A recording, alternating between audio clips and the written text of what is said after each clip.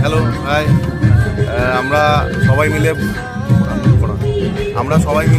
বঙ্গীয় গ্রামীণ বিকাশ bank থেকে এসেছিলাম, রায়গঞ্জ থেকে। সবাই মিলে বিভিন্ন প্রান্তের থেকে, পশ্চিমবঙ্গের কেউ বহরমপুর, কেউ শিলিগুড়ি, কেউ কলকাতা।